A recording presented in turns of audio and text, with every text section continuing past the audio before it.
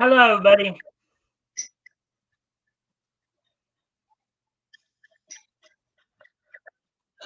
Hey, Mike, what's going on? All right. Well, sometimes to make sure that the mic is okay on YouTube and stuff that it's coming through. That's why I do that. That's why I didn't talk right away because I was waiting for the YouTube screen. Yeah, that's why I was being quiet. I didn't know what was happening.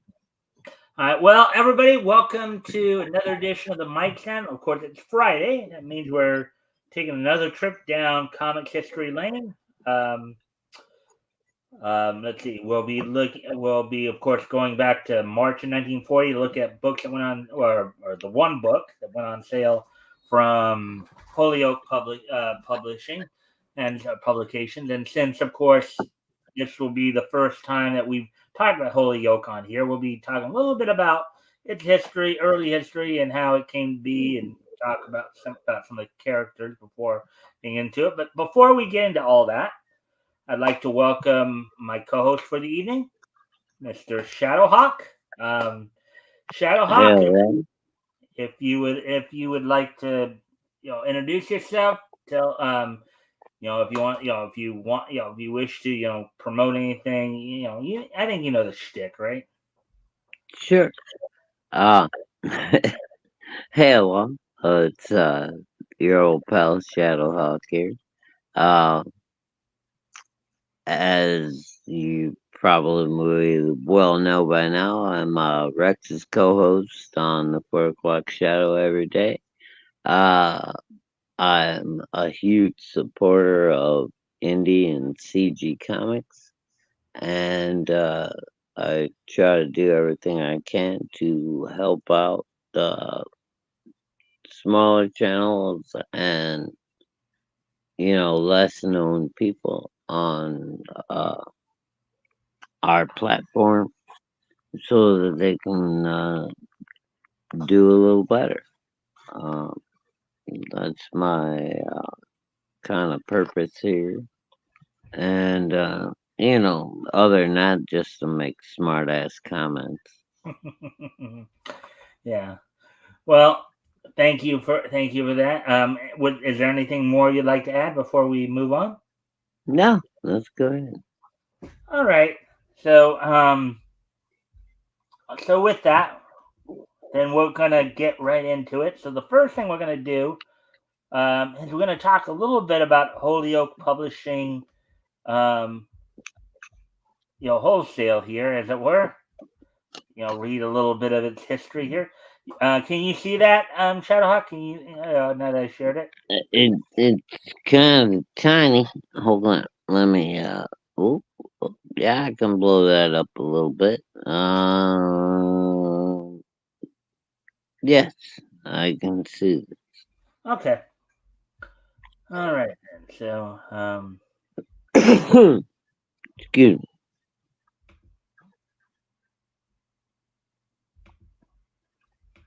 Do you want me to read this? no, Uh, I'll read it. oh, I'm sorry, dude. I didn't know. No, no problem. I was just checking some other things. I was trying to remember if I'd ever given you a wrench or not. I was wanting to see if you'd comment in the chat if you can, so that I can see if I gave you if I No, haven't, then I might it give you a don't. wrench. It don't matter if I'm on StreamYard, dude. It's All right. So nah. I have to be on YouTube for you to wrench me. okay. Okay. Well then. All right. So with that, then, so let's talk a little bit about Holyoke Publishing here. Okay. So the Holyoke Publishing Company was an American magazine and comic book publisher with offices in Holyoke and Springfield, Massachusetts. I guess Massachusetts and New York. Um, Oh, so, okay. So I Holyoke. guess that's why they call it Holyoke then. So Holyoke is a district in New York or Massachusetts, maybe. Maybe something like that. I know there is a Okay. Springfield, Massachusetts. I just didn't know there was a Holyoke. But I did. Yeah, I had no clue why they had that name. yeah. Well, I mean, some of these names can be quite interesting to look up when we look at them. So, its best known comic characters were Blue Beetle and the superhero duo Catman, later rendered as Catman, like one word as opposed to cat-man, and Kitten, all inherited from defunct former clients of Holyoke printing business. Okay, so Blue Beetle initially started out as with Fox feature publications, and then Holyoke got hold of it for a little while, and then it went back to Fox, and then of course went on to Charlton, and kind of had quite a bit of a history. And I know Mm. when I brought it up on Rugby Show a week or so ago, um, he Somehow ended up with what, DC? yeah, they ended up buying. They ended up going to DC when DC bought up a lot of the Charlton characters, like Yeah, yeah, Captain Adam, like the Question, like yeah. Judo Master, Peacemaker, all that. All right, so Holyoke is sometimes confused with companies owned by Frank Z. Temerson, including um, Helnet, Edesco, and Continental, with Worth Carnahan's Bilbara Publishing Company, and with Temerson's art director L.B. Cole's packaging clients, Narrative Publishers, and Aviation Press. Let's see. Let's get into the publication history here, or at least the first part. Well, Holyoke Publishing originated with Sherman Bowles, who had taken over his family's Springfield, Massachusetts newspaper dynasty, consisting of the Republican and other papers. He entered comic book publishing through his printing division, which took over two existing titles from Frank Z. Temerson's Helmet Publishing Company, the superhero series Catman Comics. You see it right there on the right there, Shadowhawk. Yes. Yeah. Um, and the War Comics series Captain Arrow Comics. This occurred in late 1941 with comics cover dated January 1942 and February 1942. Temerson's staff, including artist Charles Quinlan, continued to produce both series. Quinlan had previously partnered um, with publisher Worth Carnahan in the company's Bilbara Publishing and Hit Publishing, leading them to often be erroneously grouped with Holyoke. Holyoke's next acquisition was the superhero series Blue Beetle, taking it over from Victor A. Fox's bankrupt Fox Publications, beginning with issue number 12, June 1942. Um, the two titles acquired from Helnet reverted to Temerson's new company, Edesco magazines, later Continental magazines. Following Holyoke's Catman Comics Volume 3, number 7, the overall 17th issue, and Captain Arrow Volume 2, number 4, the overall 10th issue, January 1943. By 1949, Holyoke was based in Springfield, Massachusetts, and published the Open Road for Boys magazine. Holyoke Publishing leased commercial spaces at 1475 Broadway in Manhattan in April 1944. So we're not going to read everything here, obviously, because I know everybody wants to. These are some of the titles. The comic book titles include. They had 19 issues where they were 12 to 30. Basically, as I think Blue Beetle had something like 31 issues, so it went 1 through 11, then 12 to 30, and then they went back for one to you had Captain Arrow comics, you had Sparkling Swords, and obviously there are a few others here as well. We'll get into those. Was that your phone ringing?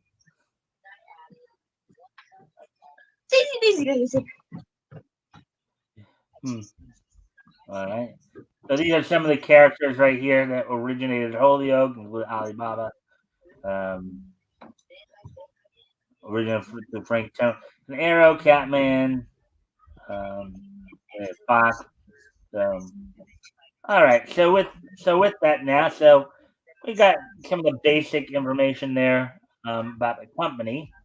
So now what I'm going to do is I'm going to go and find the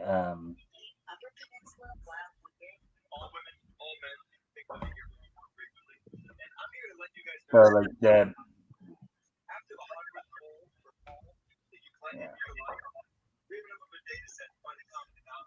I just switched up.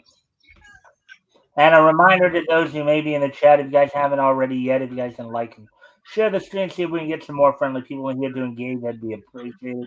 Also, if anything here grabs your attention, feel free to comment and or ask questions, and we'll try to answer the questions. So, let me get the actual material we want before I actually pull it up here. Let's see.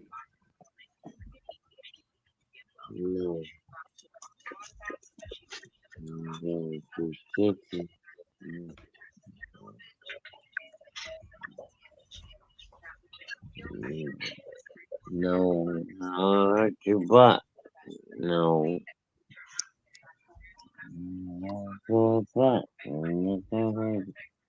Everything all right there, Shadowhawk? Sorry, talking to my dog. Talking to your dog? Yeah. All right, so as I said, we're going to read 4 features tonight. Strongman, Blue Streak, Jane Drake, and Shangra.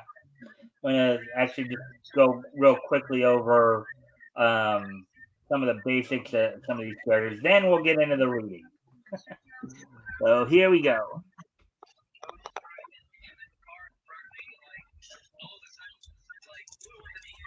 All right, so just the basic information on. So his real name was Percy Van Norton. First appearance was in Crash Comics #1, May. Cover date May 1940. On sale date. Holyoke was the original publisher, creator unknown, and his appearances were in Crash Comics 1 through 5. This is a short run series here, so and the only reason I'm not going to read all that because it'll be redundant because we'll be reading that as well. Usually when I do these, God, Mike. huh? Usually when I, oh wait, are you still there? Oh yeah. No, dude, I'm sorry. I'm bailing out on this. All right. I'll try to hurry along. All right. Blue Streak is the next character here. Now, obviously, there are a few Blue Streaks here. This one again made their appearances in the first in the 5 issues of. So the Blue Streak was called the Defender of the People, and the self-appointed foe of ruthless dictators. So that's let's see. And according to this as well, his sidekick was his Asian chauffeur and friend Tago. So of course, harking back to Kato and Wing, Kato from the Green Hornet and Wing from Crimson Avenger. Hey, so one more character to take a quick peek at, then we will get into the actual readings.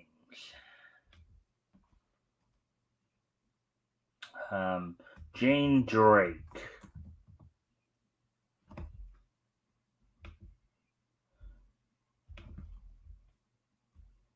So she actually ended up being in a few more, aside from the 5 issues of Crash Common. She was in number 3 of Miss Victory, number 4 of Mr. Miracle Comics, not to be confused with Scott Free of DC, and then she was in issue number 7 of Secret Agent Z2. Jane Drake was a teenage detective in an unnamed American city. Although she solved her first case thanks to plain luck, Jane seemed to have learned on the job and became a better detective with each adventure. Jane was reluctantly assisted by Jerry King, her neighbor and best friend. Her father, Sheldon Drake, was a prominent attorney. Worried about his daughter's safety, he initially forbade her to solve crimes, but he came around towards the end. Which, isn't that always the case? Right? Shadowhawk?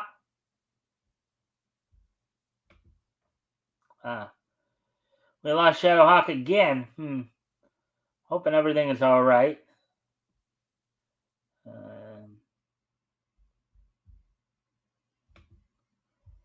me see.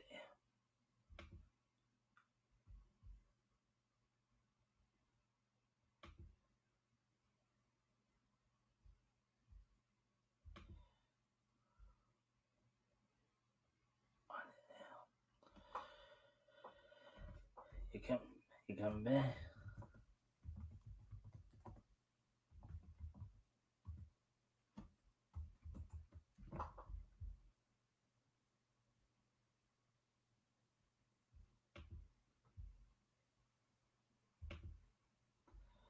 All right. So, anyways,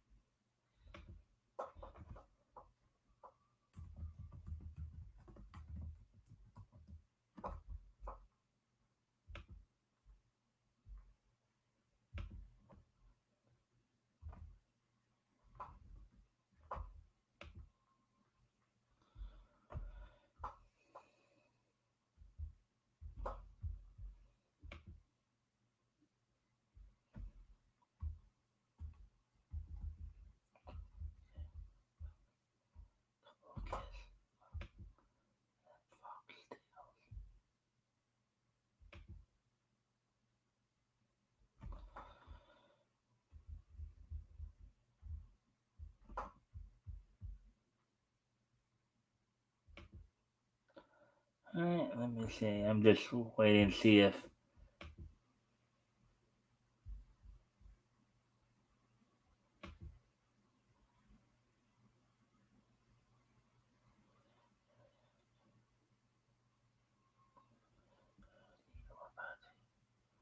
About to get it.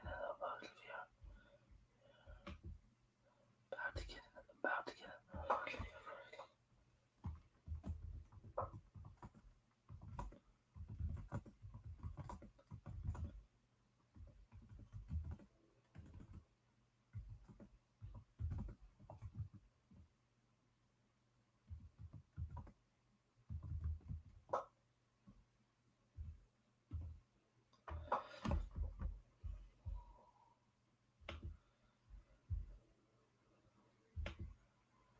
I'm gonna just give Shadowhawk a chance to get back here. Um,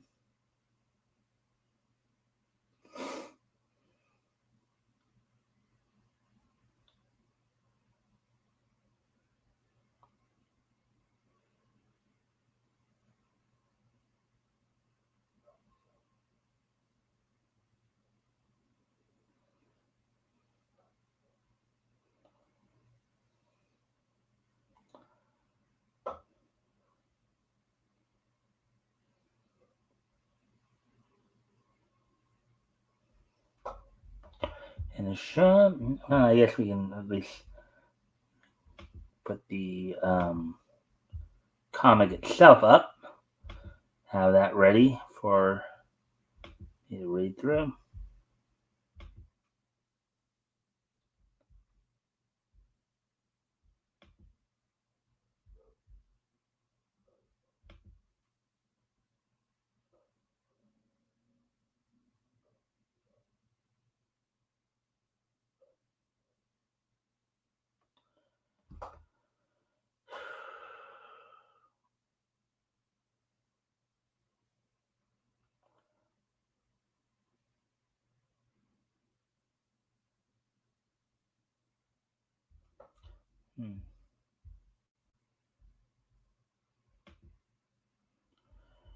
All right, so well, hopefully he'll come back, but if not, I guess I'll be doing the show myself tonight. Then again, um,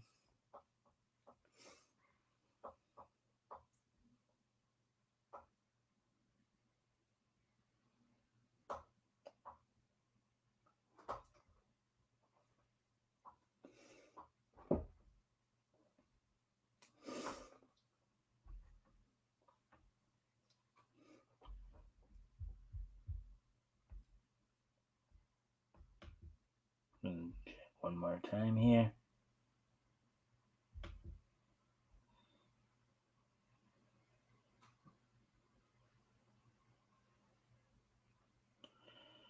Yes.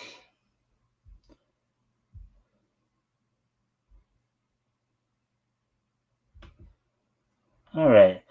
All right. Well, I guess then we will get going here on.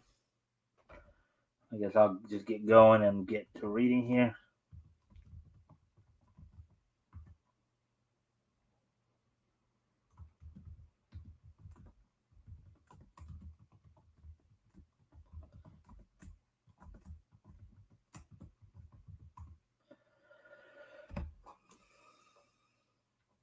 Alrighty then. So, check one last time here, and then we will get into the readings.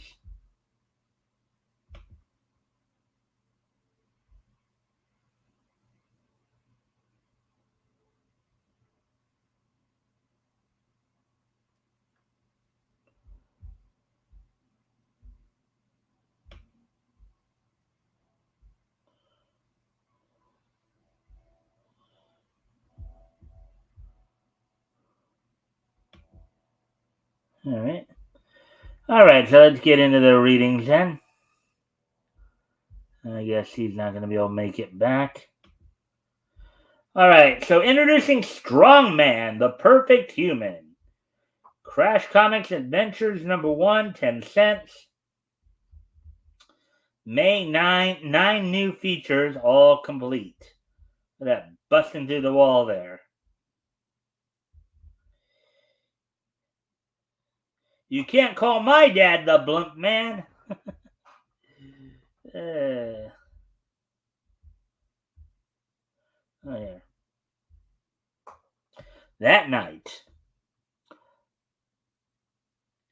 how did Joe get the black eye, Jane?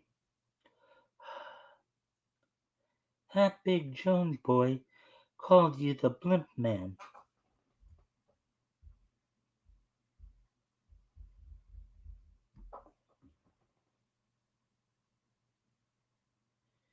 You got careless, Jim. Look at the physique you used to have. I'll get it back. The postman left this package for you, Jim. Aha! The best value for $2 I've seen. Which back in those days, men did wear. I mean, if you guys remember even seeing those in the like in some old Looney Tunes cartoons, I know that Elmer Fudd even had one of those on in one of his earliest cartoons, earliest appearances.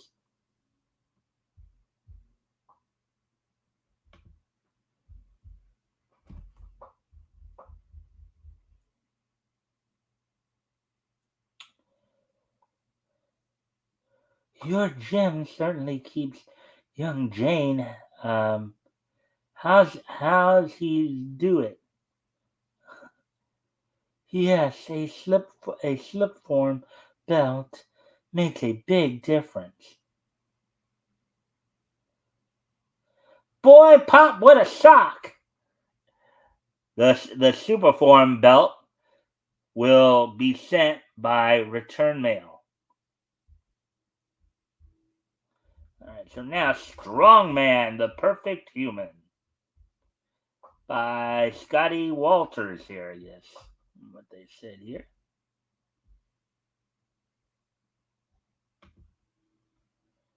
All right.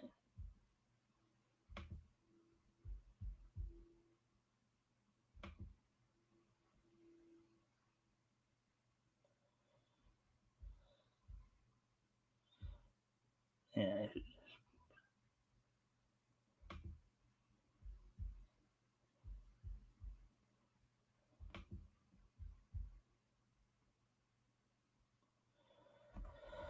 All right. Strongman.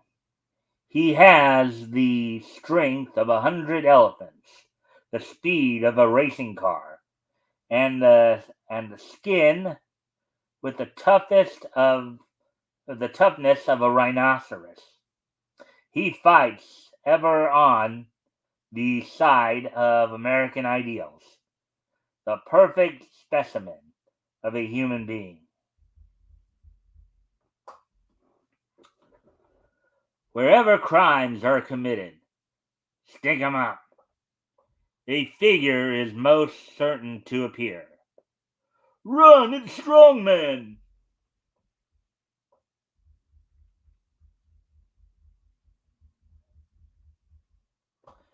It's Strongman, scourge of the underworld. I'm telling you, crime does not pay. And until he has become the world's most perfect man,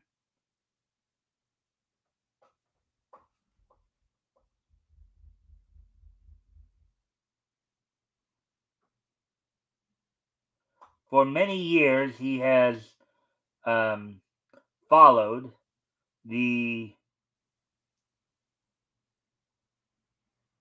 of a secret book of yogi, followed the exercises of a secret book of yogi until he has become the world's most perfect man.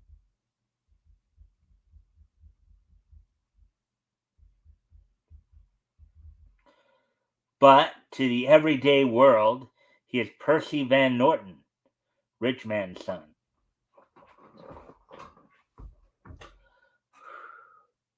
Percy, you're just the perfect playboy. I don't think so. Have you ever done anything useful in your life?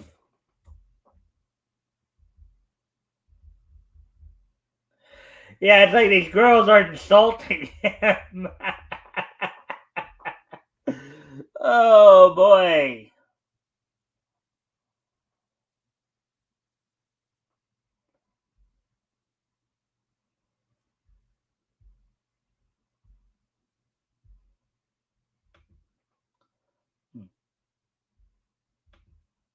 All right.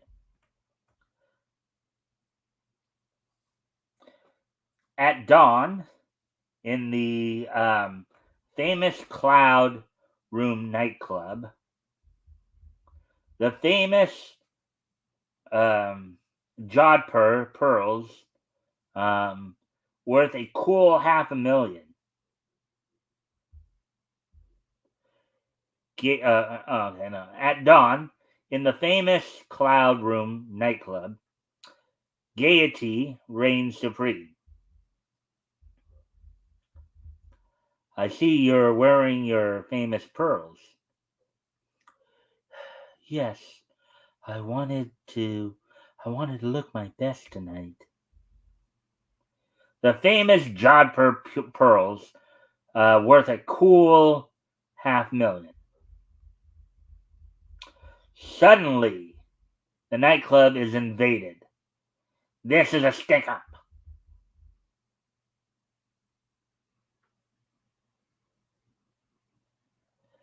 I'll take your pearls, lady. Oh, Percy, do something. What can I do?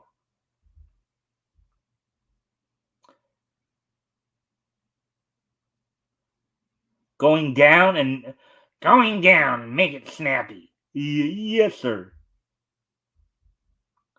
Meanwhile, yes, and don't come back. You let me be robbed. Will you excuse me for a moment? Percy steps out on a little terrace. Now for some action.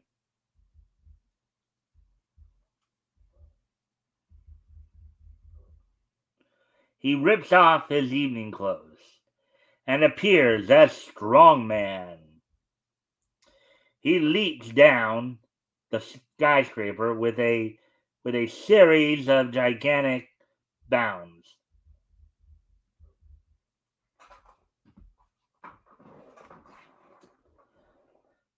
Just as the crooks make off with in a high-powered car, Strongman speeds after the car on foot, no less. So dude, I guess, has some super speed there, doesn't he? Say, there's a guy running after us. You're nuts. You'll be seeing snakes next. And with a mighty spring, look at that.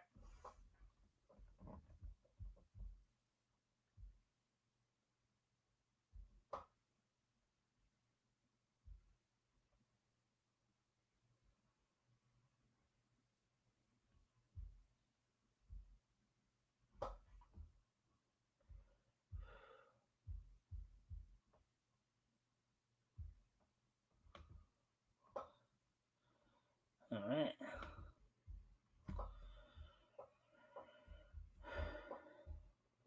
Lands on the car's roof. So there's landing on the car roof right there. and clings there as the car gathers speed. That guy ain't chasing us no more. Of course not. Of course not. We're making 80. The car speeds towards the waterfront. I see where they're going. And now I'll get off and look things over from here. The crook's car drives JP beside an ocean liner.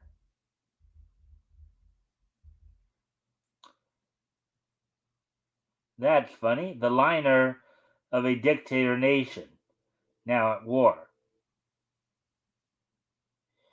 Anybody see us come here? Nope. The boys on the dock won't talk.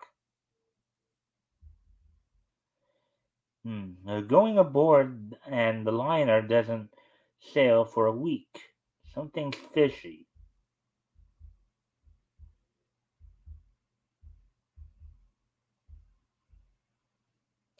In the captain's cabin. Come in. Come in.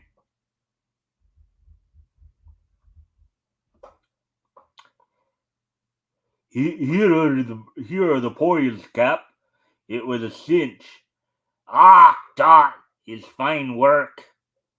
With these, I can buy more naval guns in secret.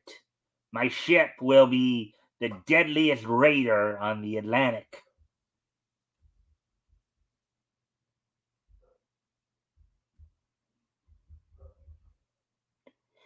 Yeah, but what about our cut?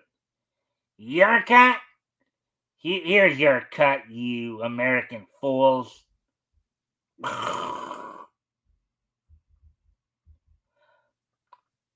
I'll put the pearl Iraq. How I long for action against the enemy. Meanwhile, Strongman approaches. There's something big behind all this. A heavy gate confronts him.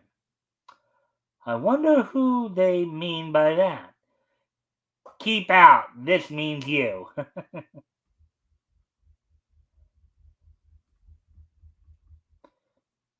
But he crashes through. That doesn't mean me. Agricultural machinery, huh? Let's see what's in here.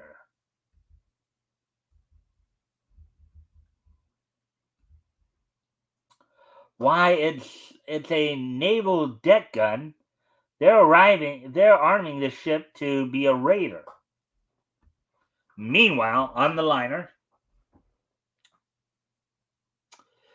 Sir, there's a man on the dock who knows too much. Have an unfortunate accident happen.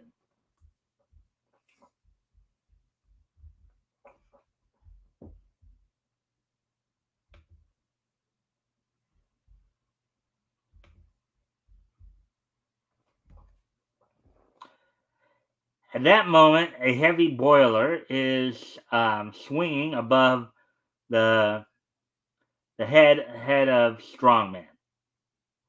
As the captain orders,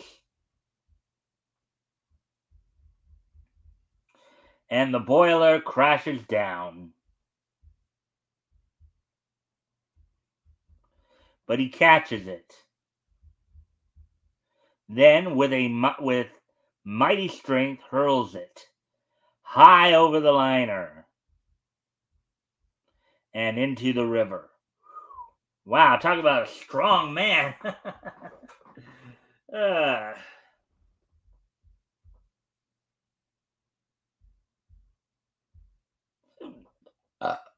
Anyways, excuse me there. And if you guys can help out by liking and sharing the stream, see if we can get some more friendly people in here to engage, that'd be appreciated. Also, if anything here grabs your attention, feel free to comment and or ask questions. I'll try to answer the questions to the best of my ability. So, moving on here. Did you see what I saw? It's against international law to outfit an armed raider in a neutral port. America must keep out.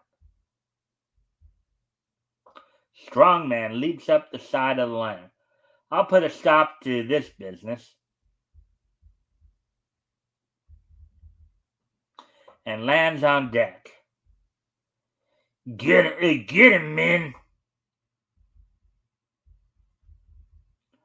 Pull! Boom! Ugh! Bang! Ugh!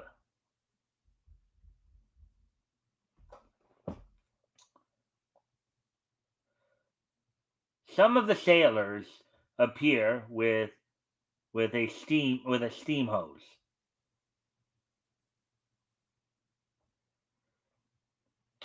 Turn on that live steam. That'll get him, sure. The deadly jet of steam strikes Strongman. He is overcome by the heat. Yeah, like some of us in Southern California right now, right?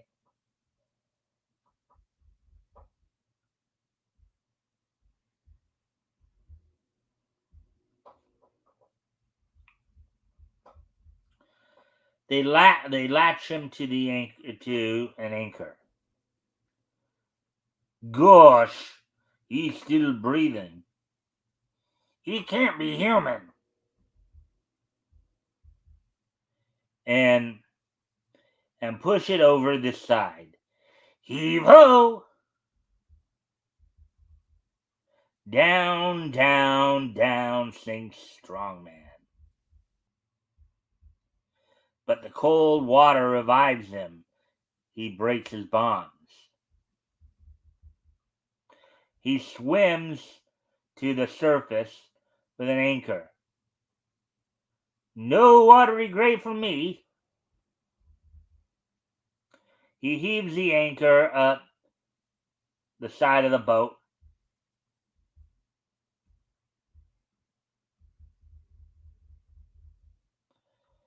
A fluke of the anchor catches on the ship's rail. Clang!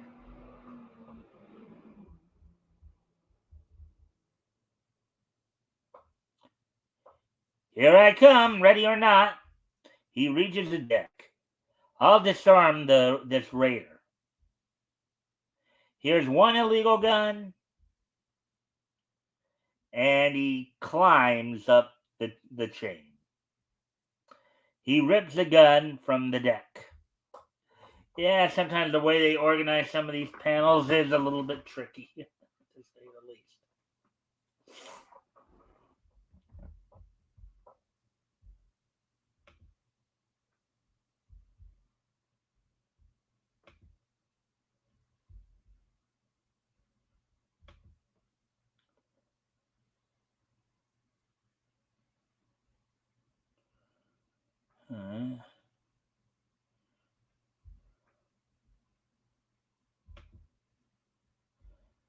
All right, so getting back to the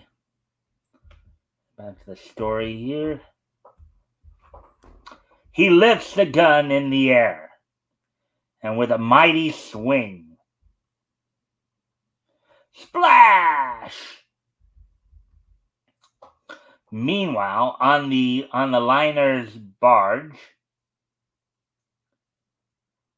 that man's not human. We'll be exposed and interned. The leader commands we must not be interned. We'll scuttle the ship. The huge liner backs out from the dock. The crew takes to the lifeboats. Full speed astern.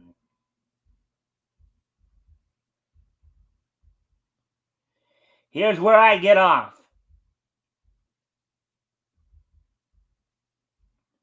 Splash. The captain goes down with his ship. The liner slips beneath the waves.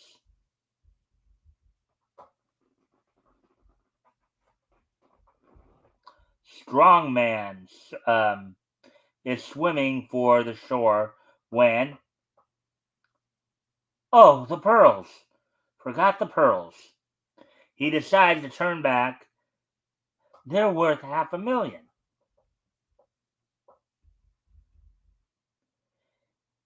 He dives like a porpoise.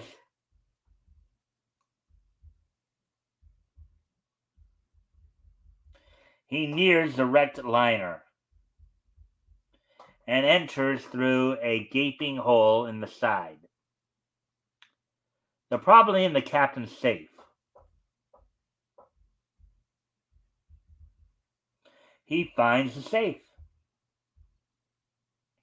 and swims to the surface. Wow, carrying a safe. I mean, safes like that can be pretty heavy at times. He reaches the shore. I hope the pearls are in this safe. He wraps his arms around the safe and squeezes. I'll soon find out. Look at that. So he's squeezing the safe open. And the safe cracks, open like a nut. Ah, here they are. That evening. Hello, Percy. Have you been sleeping all day? Not all day. Here are the pearls you lost. Oh, I suppose you bought them back. That's about all you could do, but thanks a lot anyway. Yeah, she's not real too kind to him, is she? The dude got your pearls back, so why not be grateful? Oh, I always try to be of service. Follow the adventures of strongmen in each issue of Crash Comic Adventures. All right, and of course, this would be where if I had my co-host with me, I'd be asking him what he thought of the story, give his impressions, all that. But you know, sometimes things happen, though.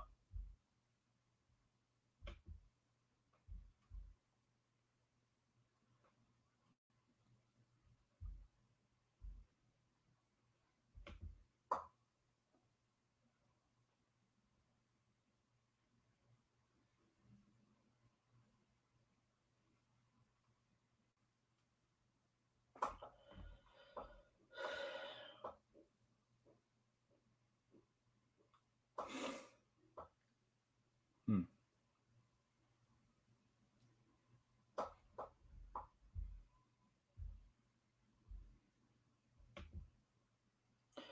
All right, so we'll move on to the next. Move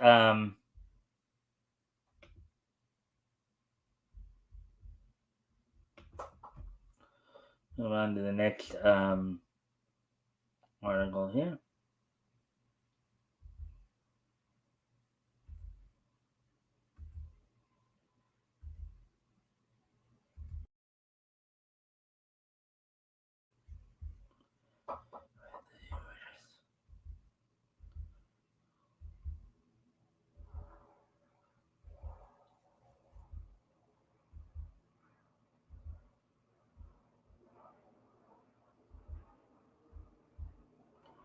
Solar Legend, let's see.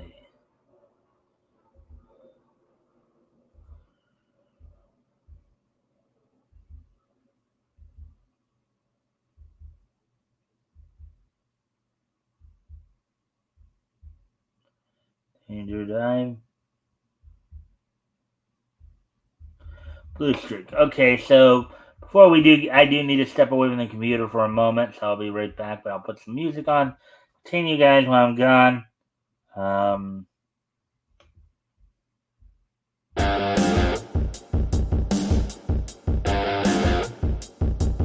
be right back.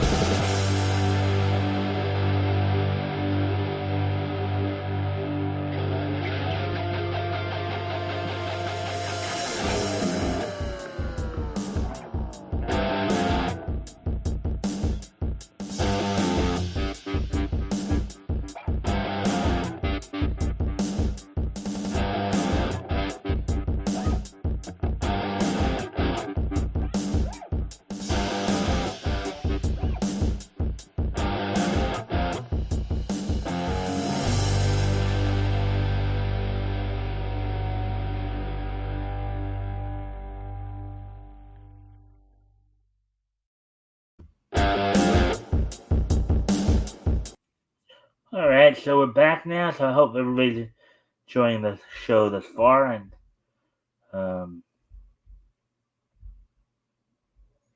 we'll get into the next story here.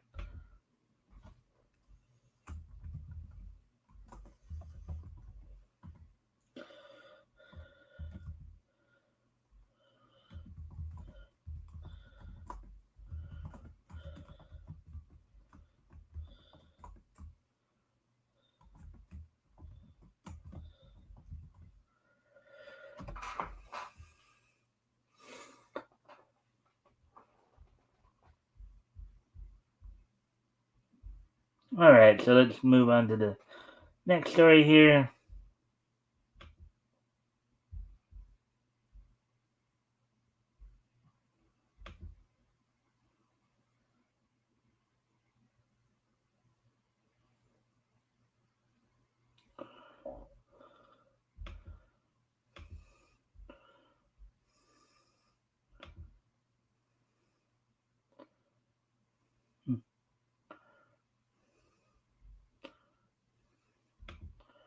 All right, so anyways,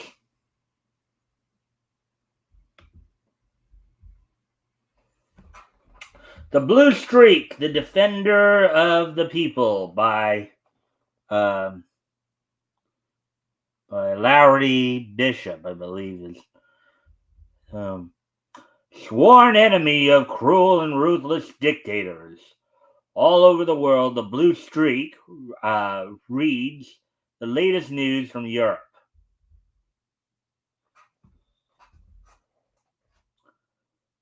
Sigmund Huber missing. The Blue Streak calls to his faithful servant and friend. Come, Togo, we have work to do.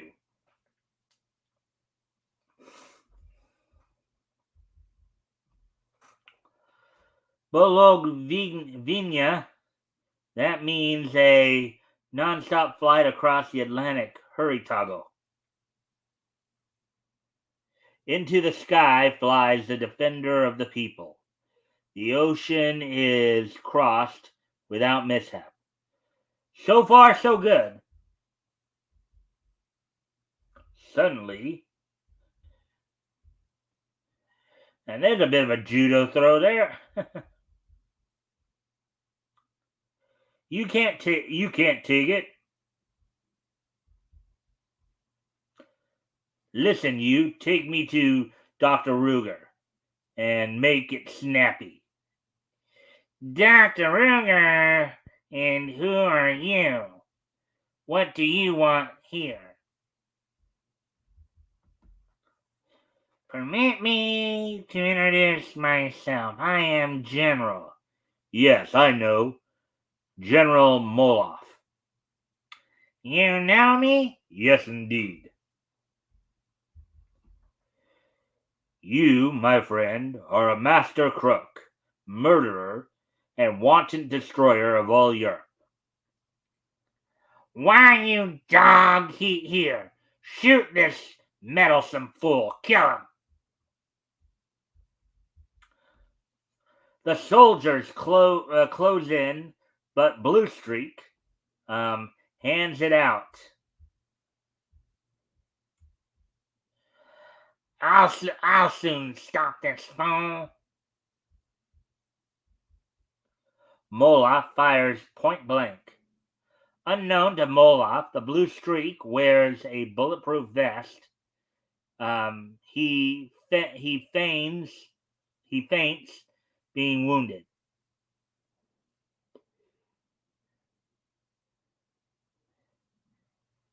Okay, we'll leave him to die.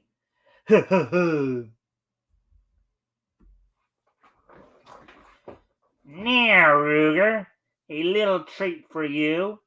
Into the torture room with you. Moloff, you'll pay for this.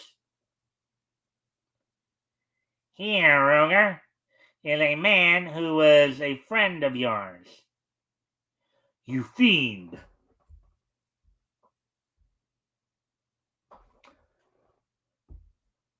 Hearing Ruger's name, the Blue Streak makes a desperate effort and break his shackles.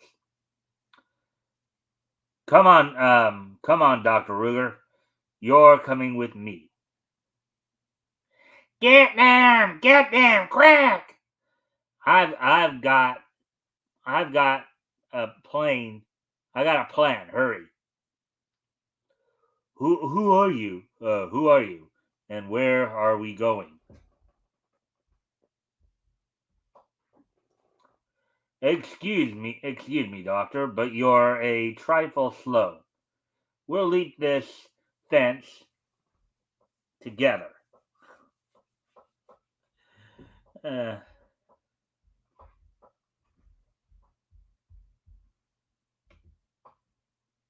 hey, Rick. Hi, Mike and people. I lost Shadow Hockey. I guess had some technical issues with his phone, his connection or what have you. So I'm now doing the show on my own here.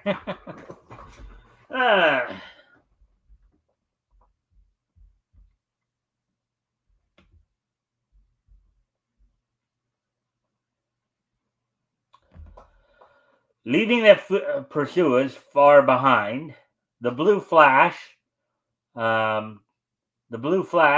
Ruger, and Tago race back to the United States and land in Rock Valley, hemmed in by towering mountains.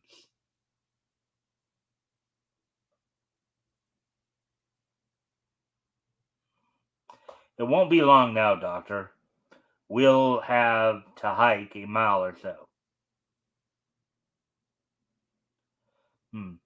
There isn't a soul in sight. Place very lonesomeness.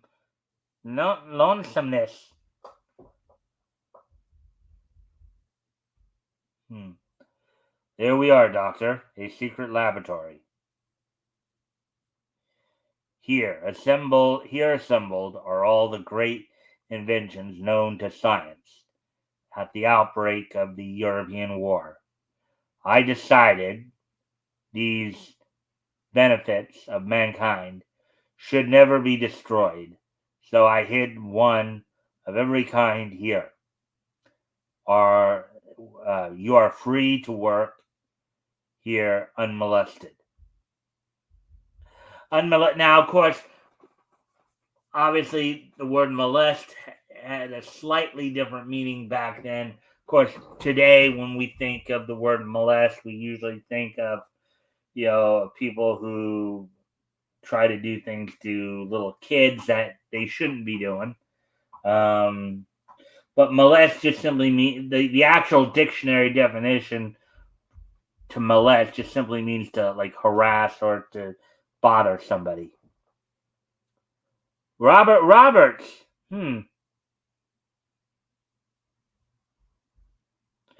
Well, we haven't seen you in a while.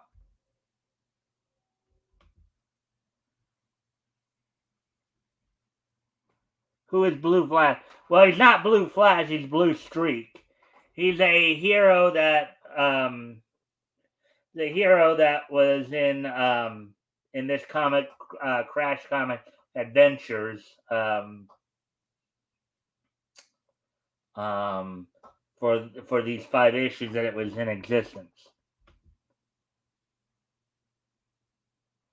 No, it wasn't Apex who was on tonight. It was Apex I lost last week because he said he kind of told me that I wasn't. He had to work this week, so I pushed him back to next week.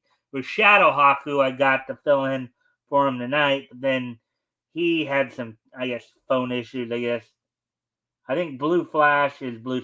Yeah, it's Blue Streak is who the name of this character is.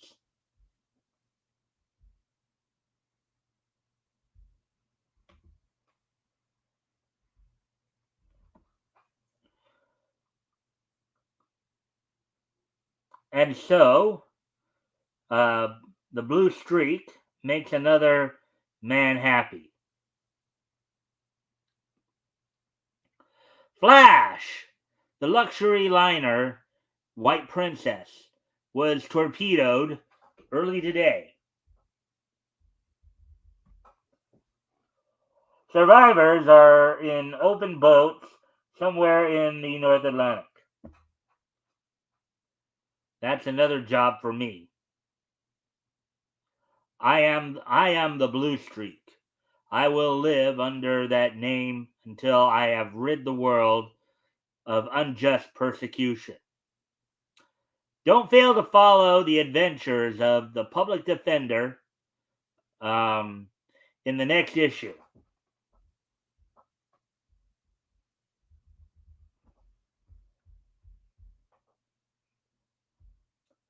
Let's see. Oh. All right.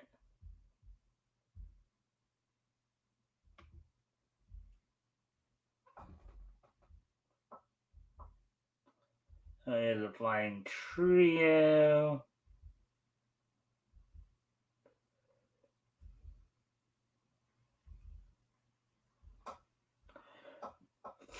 Jane Drake Detective. Sheldon Drake, prominent attorney, finds that his daughter, Jane, much to his discontent, gets herself involved in cases that come through his office. Jane's secret ambition is to be a woman detective. Her chief aide and best boyfriend is Jerry King, who lives next door. He isn't much interested in Jane's plans to wipe out crime. However, despite his many protests, he usually gets himself involved with Jane in her many close calls. Now, in this case, when they're talking about best boyfriend, it's a platonic meaning. In other words, I don't think there's nothing romantic going on here. It's just, you've seen it in a number, where you have some situation, you have a, guy and girls that are, friends with each other, not, dating like. So anyways, we continue on here. Jane, you've got to stop this infernal meddling of yours in the affairs of my office. I don't know what would have happened if the police hadn't broken into the basement last week and gotten you out of that old house before that time bomb went off. Mr. Drake's secretary hands him a note. I'm sorry, Dad. I know I've promised you over and over that I'd give up my ideas of being a detective, but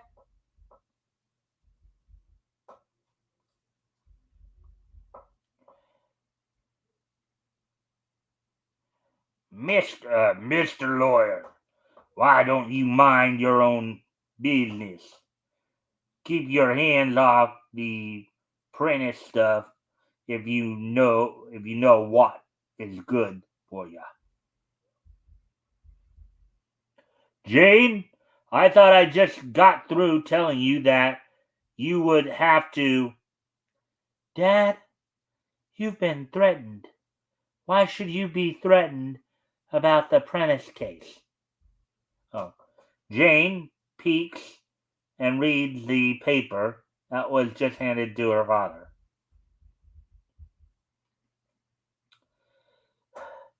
Jerry, we've got a job to do. Listen, Jane, I'm not interested in any more of your Sherlock Holmes escapades. My folks have forbidden me to get involved anymore with, by gosh, if she hasn't hung up.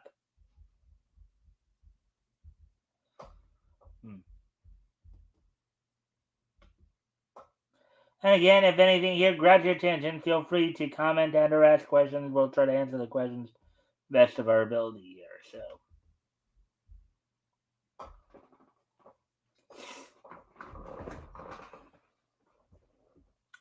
After Jane finds out her father's life has been threatened for helping a young woman named Myrna Prentice, who, being without funds, appealed to him to try and save a small farm that belonged to her dead father. Not able to keep the place up, Sheldon Drake has been working on a time extension so she might meet her obligations. She dashes off to Jerry. Jane goes over the matter with Jerry.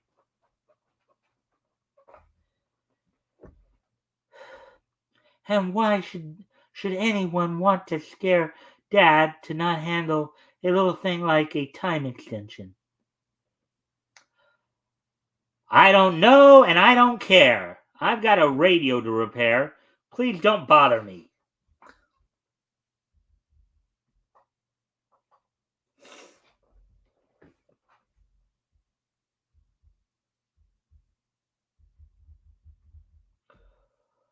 Holy mackerel! Where'd you get that Czechoslovakian stamp? That's practically priceless. Okay, I catch on. Looks like I'm on another case. When do we start? So off they go to solve another mystery.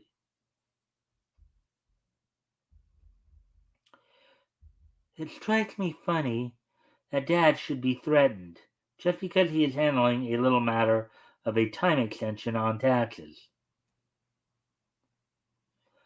What I don't get, what I don't let myself in for, just a count of a stamp collection. There's something more behind this thing. I feel it.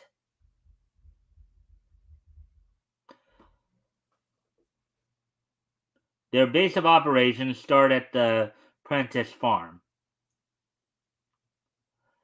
Why do I let you talk me into these situations? Let's go around the back. Maybe we'll find some way to get in.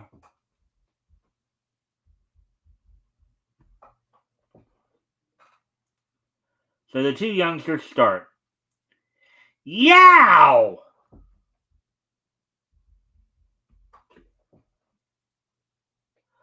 Okay, I'm all right. Come on down.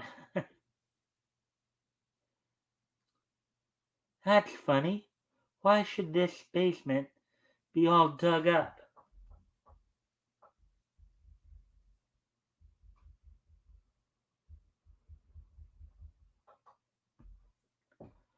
We're not alone here. I can see that.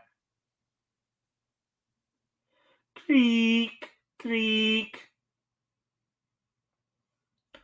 The kids soon find out what the noise is. Well, this ought to be the last trip he'll be making for a while. Bringing that gas truck too often now ain't so good. Yeah, the boss thinks we ought to lay off for a while. The heat's on about talking about taking this joint over, taking this joint over.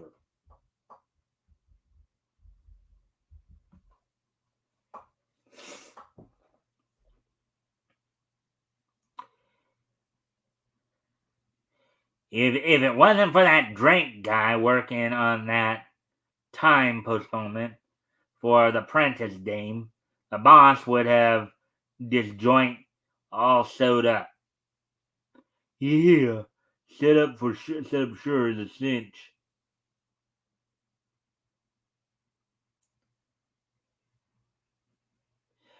There's really something more behind all this.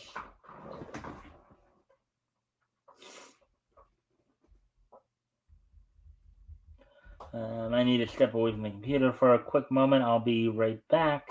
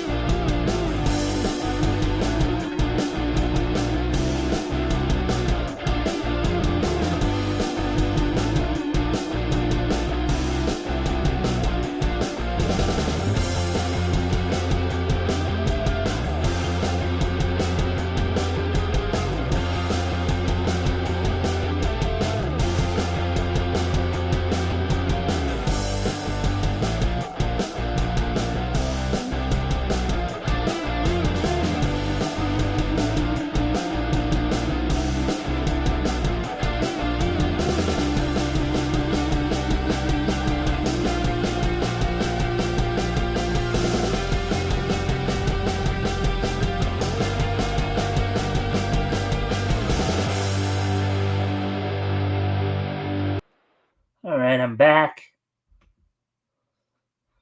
Let's get back into the story here.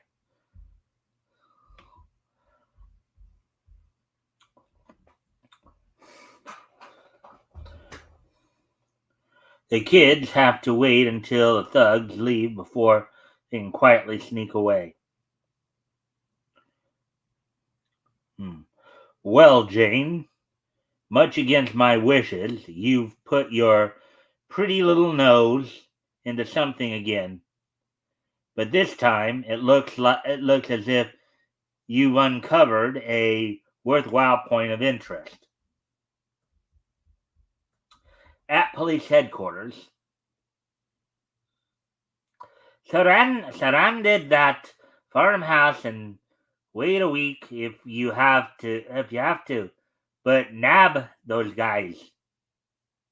And finally, after a long wait, all right, boys, you have you cornered. Up with them. I'll talk. We've been tapping the pipe line from the Ripple Gas Company tank for months. If it wasn't for that Drake guy, we would have had that place all sewed up and no one the wiser. Well, Jane, you've uncovered a big thing for the Ripple Oil Company. They've been trying to find out where the gas reservoir was being tapped, and you've made it possible for Myrna Prentice to keep her farm. But that still doesn't excuse your disobeying me. All right, so there we go with that. Now we will get ready to do the last one, Shangra.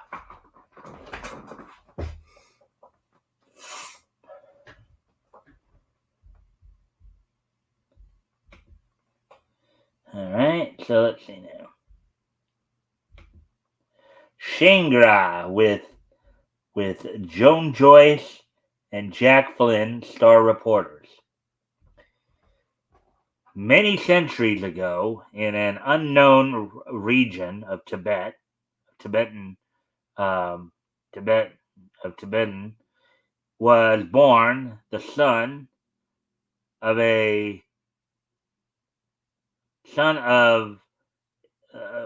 born the seventh son of a seventh son of Shangra, the great king of all the Tibetan country.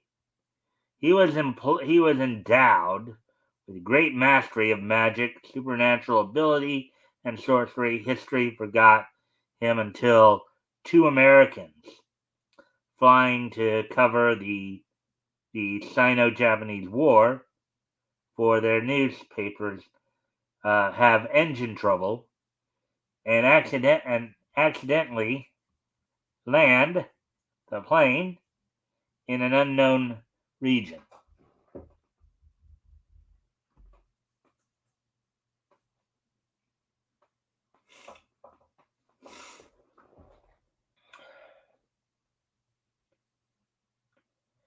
We've had engine trouble with our plane, sir.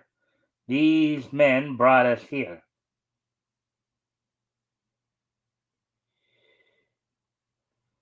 American man and girl, sire.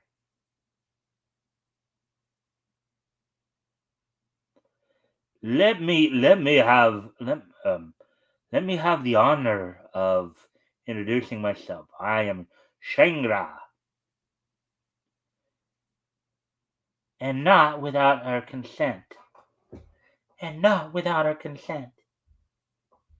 It should have been earlier.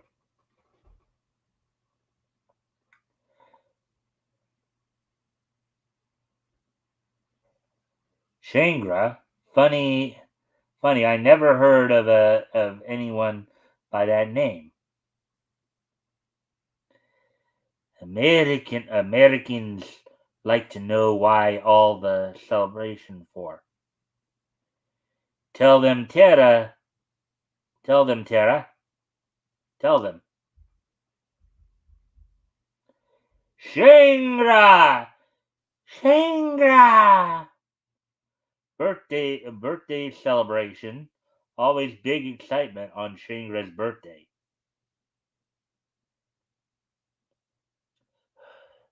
This fellow does things in a big way.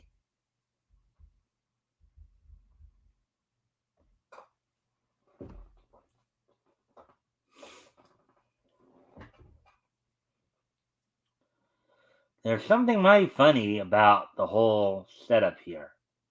We land in some uncharted country and find ourselves 5 minutes away from this. And who this Shangra is, I don't know. Americans seem very inquisitive, master. They newspaper people covering war in China. They want to repair plane quick and leave. There is no particular haste for their departure. I have other plans for them. Enlighten my great grandchild, Lana. She is smart and will know how to handle them.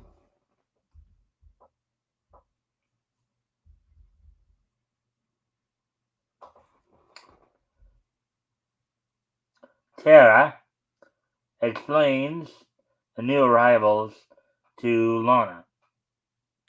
And master like you to see Americans.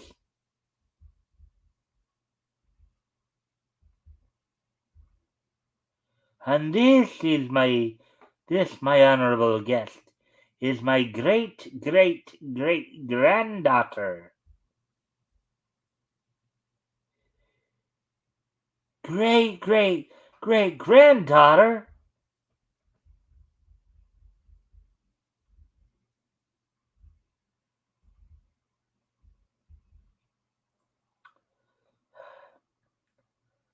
Does that surprise you? Yes, I am the great grandchild of Shangri. Today is his birthday. He is 200 years old. 200 years old?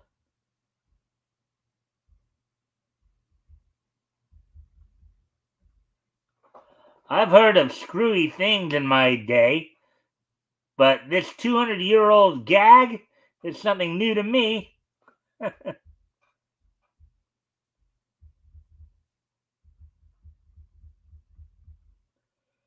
Yes, my friends, 200 years old. That is not surprising for Shangri. Aside from his other supernatural ability, he has discovered the secret of eternal life. For you, Mr. Handsome, I have plans. You will be happy here, but for your beautiful friend, no. Two beautiful women cannot be content at Shangri. Oh boy! Oh boy! Cat fight! Cat fight! uh...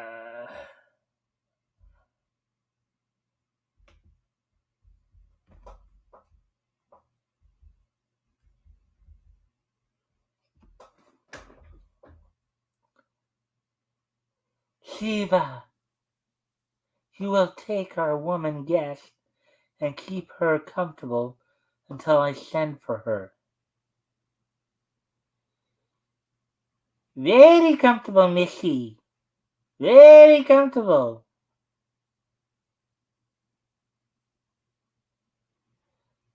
So what's going on here? Where are you sending Joan?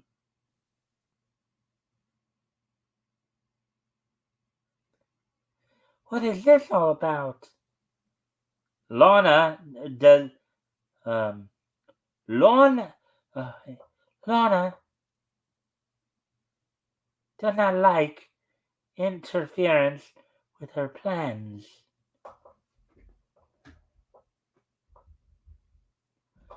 The sharp tongue of Lana echoes through the hall. Take her away. Easy, handsome one. Oh, no, you don't.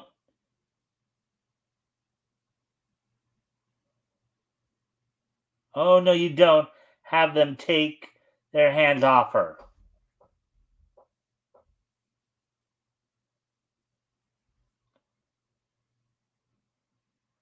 Lana is so sorry, but she must be stern. Whacks him over the head. She has one of her servants whacks him over the head. You only stunned me, stupid.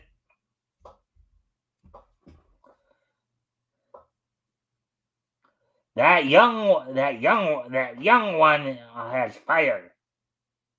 Maybe too much, sire.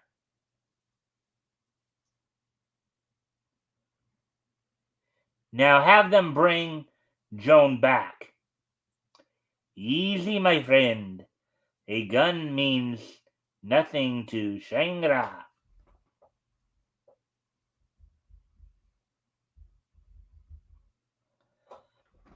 Listen, old man. There's certain things I won't stand for, and this is one of them. What has she done with Joan? And without warning, like a streak of lightning, and Shangri vanishes. Vanishes into a cloud of smoke there. Well, how do you like that? He's just disappeared altogether. And Jack finds himself alone. Locked in.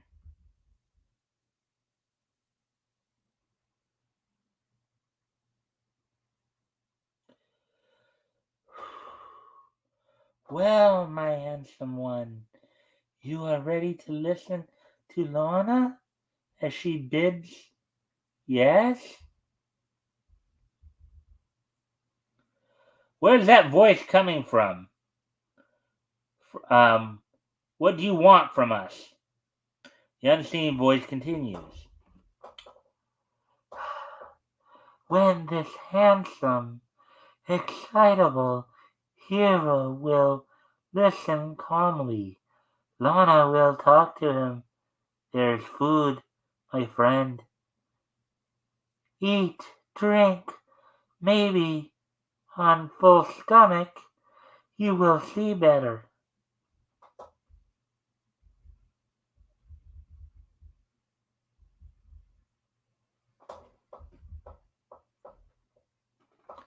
Ha ha ha ha!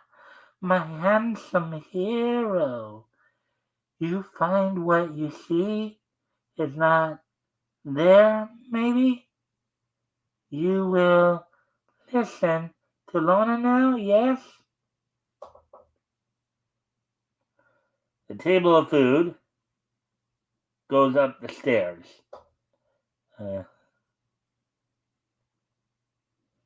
Goes up in smoke. Okay, I guess you've got me. What is it? Let's talk and get this thing to a head. Let's do anything to get this over with.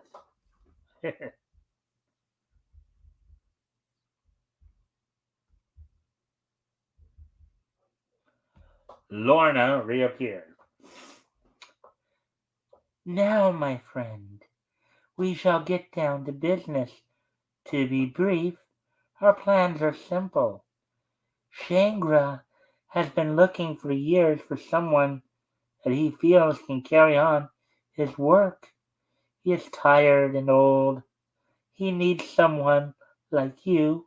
He will teach you all he knows. Shangri, all, Shangri, Shangri-Land shall be yours. It shall be ours. You will be king, I your queen.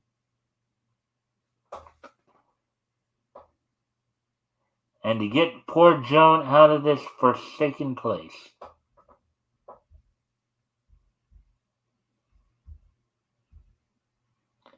Me, king? Your husband? You're all crazy here.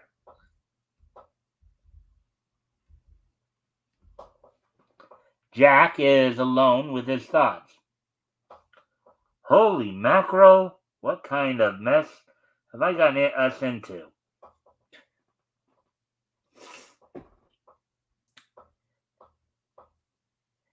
Has my handsome one decided what is what?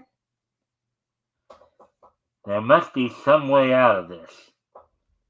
Jack decides that the only way to outwit his captors is by a psychological attack, so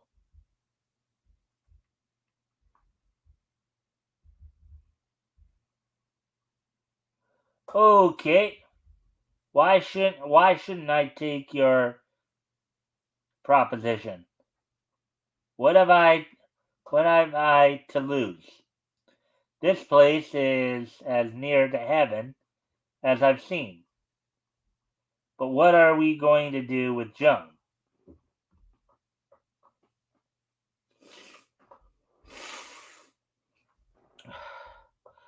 Joan? That is simple.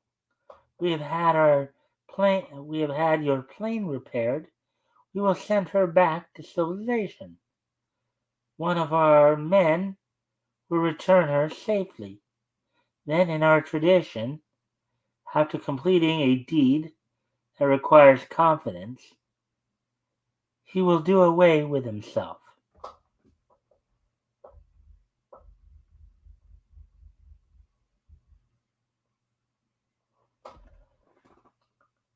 Had my plane repaired? Well, that is interesting.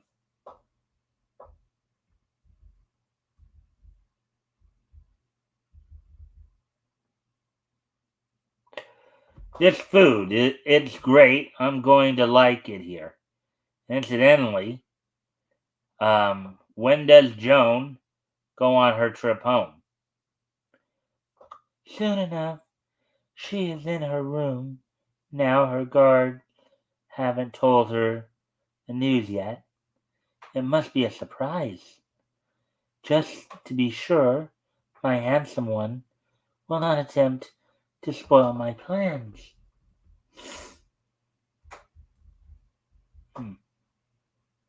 That night, a fight ensues.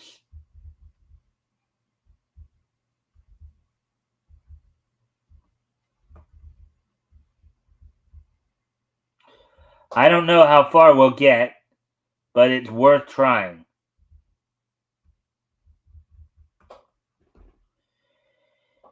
If I remember right, if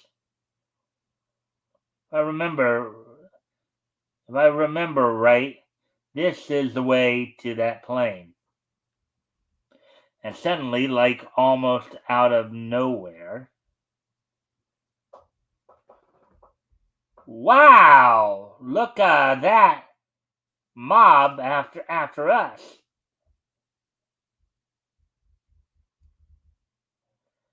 Now, if she'll only turn right over Gaines, pretty close. That was some experience, Joan. But we got away. We hope. Let's see. Follow a new adventure of Shangri in the world of issue of. All right, so there we go. There we go with that. And there we go with all that. So we're done with the reading tonight. Hopefully everybody had that was some pretty good stories there.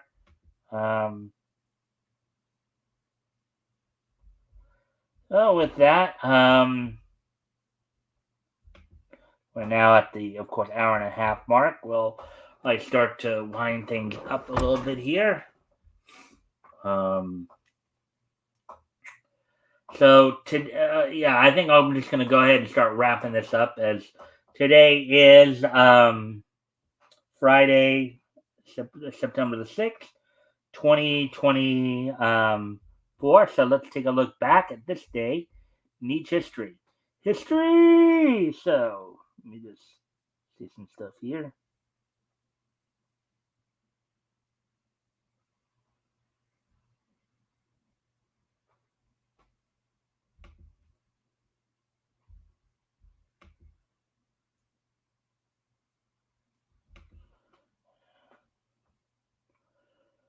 All right, so with that, let's go ahead and take a look back at this day in Neat history. So, first off, we're going to head back to 1949, 75 years ago. And on this date, 75 years ago today, on this date, 75 years ago today, the 75th issue of Red Rider Comics from Dell went on sale on this date back in 1949. It sold for 10 cents, with 48 pages.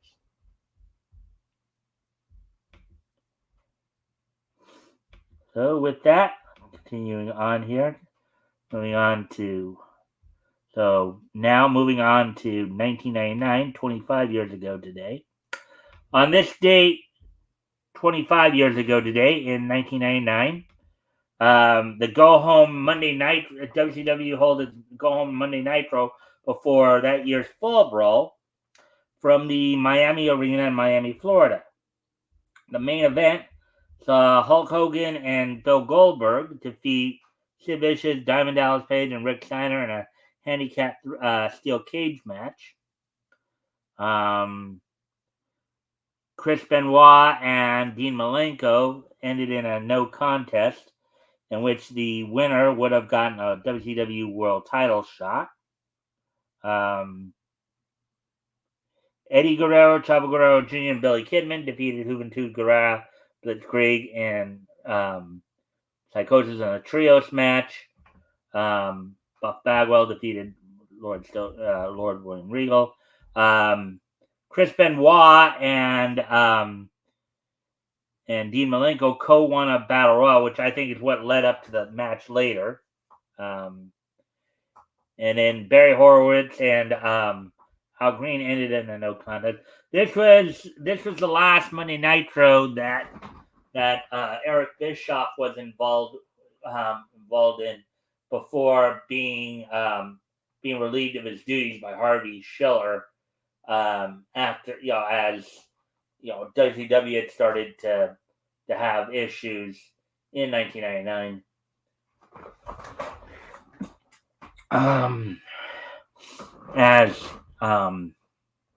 As 4 days after this, Eric Bischoff would be relieved of his duties with WCW. Now, 1999 is just so nice that we're gonna hit it twice.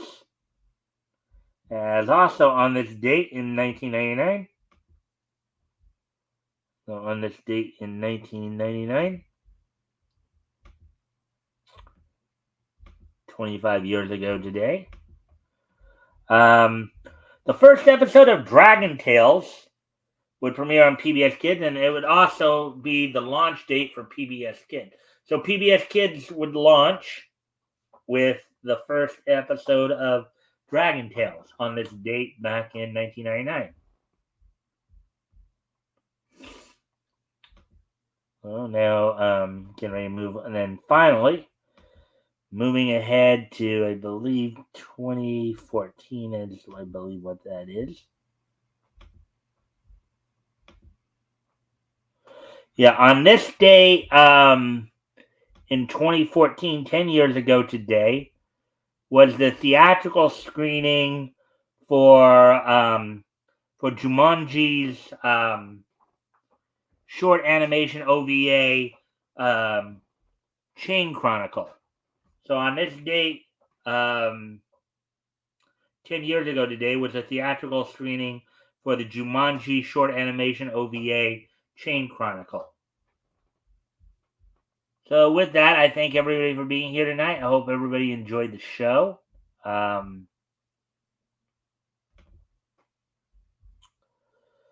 me see.